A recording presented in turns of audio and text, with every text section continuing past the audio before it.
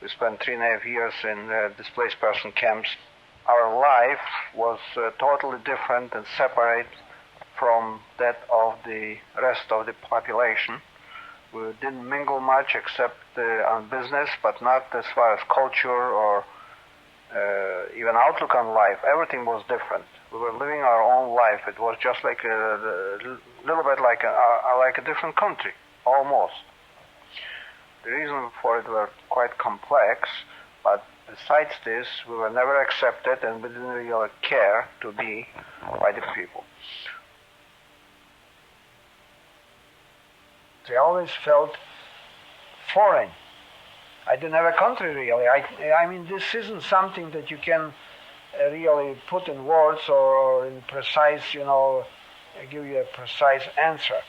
This was a feeling, it was a perception. I was a stranger in my own country, rejected by the rest of the population and not trying to get into the societies, trying to be separated by my own will. I didn't want to assimilate. In normal time, you wouldn't believe what people are able to do, how people behave. And I could see all kinds of elements of the society that I never saw before.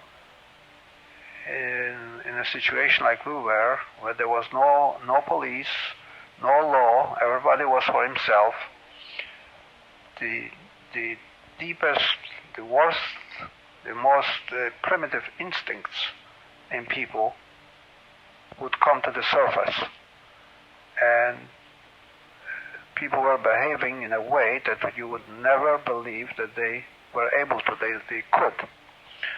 I believe that the same people would before it happened, would never believe how they will behave. They were all like animals.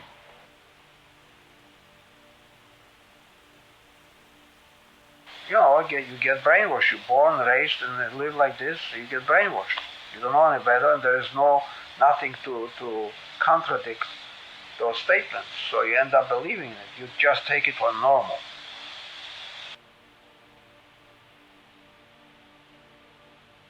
Everything was new. Everything was different. And everything was unbelievable. It was not only that their standard of living is different, their way of life is different, their attitude on everything is different. First of all, there's always was, and until now, there is a shortage of everything. So really, if you need something, you have to buy it on a black market. You can sell it for more money. This is black market. Everything is shaped by it. If you have connections, you got something to give, and so you get something in return. And that's how it was. It's a trading market. It's a second economy. It's also a dangerous thing. So some people get caught. They can buy their way out. If they're not, then they end up in jail.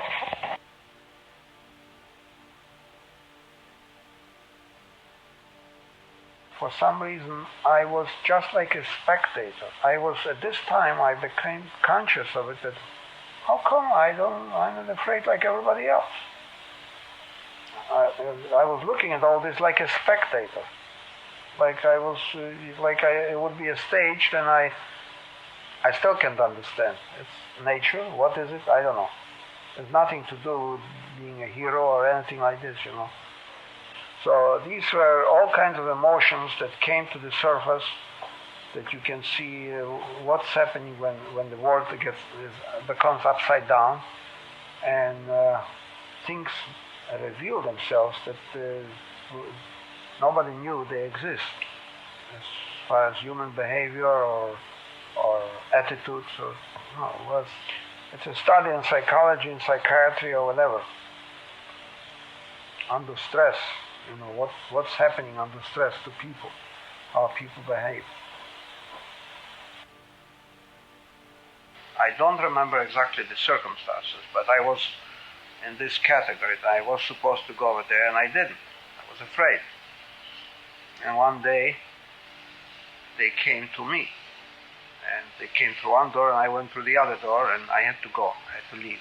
They Maybe they didn't come just for me, maybe for others. They were just checking passport or checking, or who knows. But I knew that I am on the list in a sense that my type, a person with a passport, with a foreign passport, and so that these guys we were supposed to register with them. We were supposed to go. What would happen eventually, I don't know. The guards, they wouldn't let me through. Me or others, there were several hundred in a short time, several hundred assembled.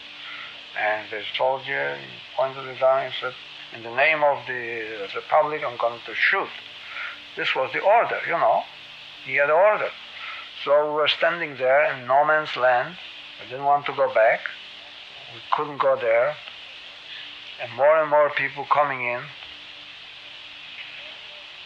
Finally, an officer came from the other side, and he was all smiles.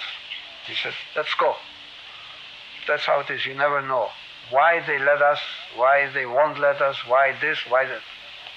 We went, and that's it. That's the end of it.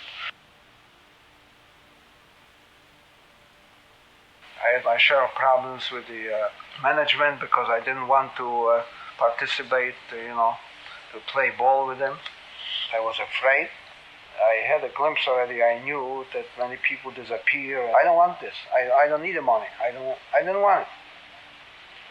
So I made myself enemies at the top. This has nothing to do with anti-Semitism or so. This was just pure economics. And they couldn't understand really why I am not doing it. I can have money, I can buy all the beer, all the wine, all the vodka I want, I can live it up, so to say. And I'm just saying no. They couldn't understand this. It's a different state of mind.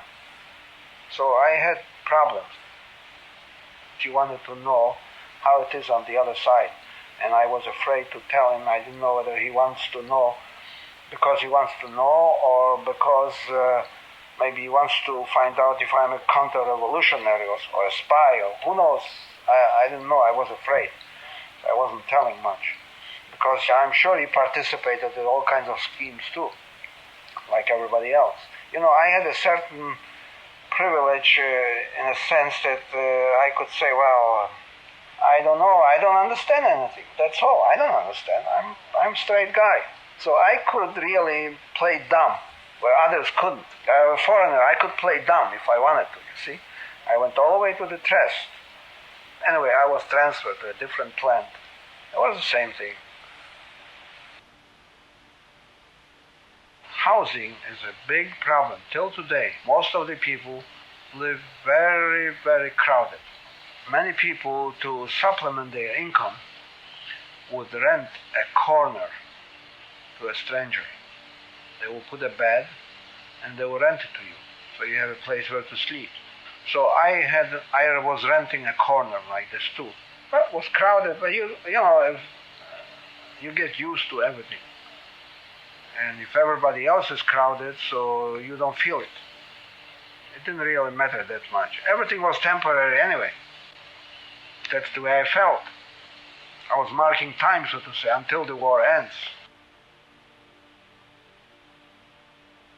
So we had quite a bit of contact with the local population because they were curious too. Here, for the first time, they saw people from the other side.